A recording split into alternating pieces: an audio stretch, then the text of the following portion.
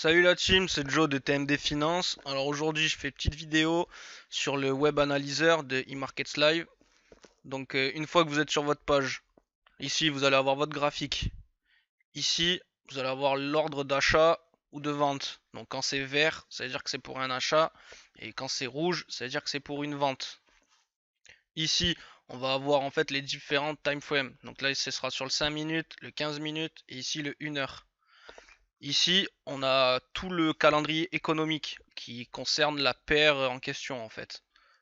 Donc ça après libre à vous de le lire ou non, ou de le cacher même si ça vous dérange sur le graphique. Donc alors pour l'exemple,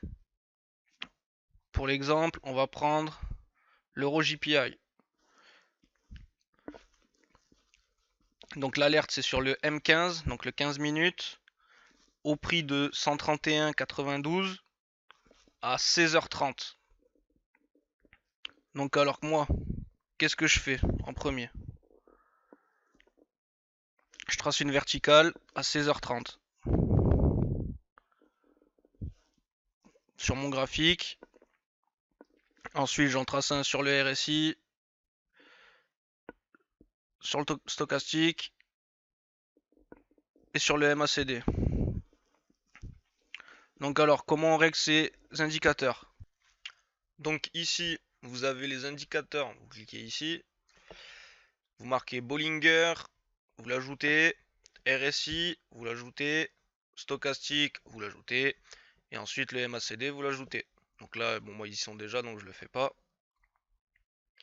Une fois que c'est ajouté, le Bollinger, vous le réglez là, vous le mettez sur 20, faites save as défaut, comme ça au moins en fait ça reste sur votre graphique tout le temps, vous n'aurez plus besoin de le faire en fait après, de le mettre.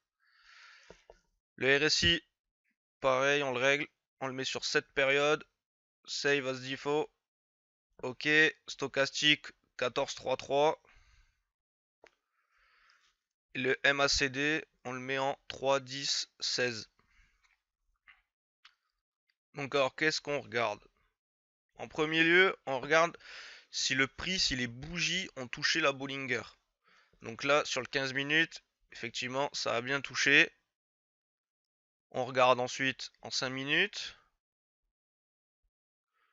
Donc en 5 minutes, ça a touché ici, ici, ici. Donc c'est bon, c'est OK. Et après, pour plus de confirmation, on regarde en 30 minutes. Donc en 30 minutes, qu'est-ce que ça donne? Eh bien ça a touché. Donc voilà. Donc déjà, c'est la première règle en fait. La première règle, elle est validée, donc on continue. Ensuite, la deuxième règle. Alors, on regarde le RSI.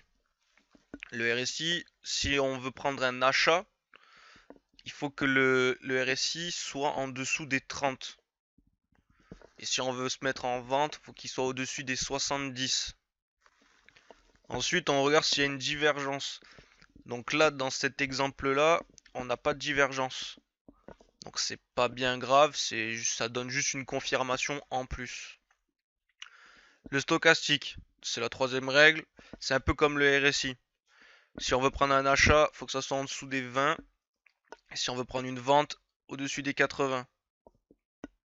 Et pareil, là, on regarde, en fait, il y a un croisement entre la ligne bleue et la ligne rouge. Donc là, sur le 15 minutes, on voit que ça croise pratiquement. Donc au pire des cas, on se met en 5 minutes et on regarde ce qui se passe. Donc sur le 5 minutes, quand l'ordre d'achat a été donné, il se passe pas vraiment quelque chose. Donc on attend, on attend, on attend. Voilà, on attend à peu près 10 minutes et là on voit le croisement. Le RSI pointe vers le haut et c'est parfait. On se remet sur le 15 minutes.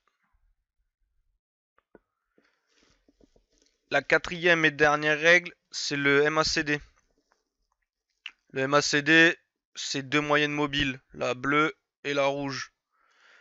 En fait, on attend les croisements. Quand la bleue croise la rouge vers la hausse, ça annonce une hausse. Donc une fois que toutes vos règles sont confirmées et validées, on se place. Donc qu'est-ce que vous faites? Vous allez sur votre courtier ou broker, donc par exemple eToro, MetaTrader, peu importe, et vous vous placez en achat ou en vente, selon l'ordre qui a été donné par le web analyseur. Voilà, j'espère que tu as compris cette vidéo.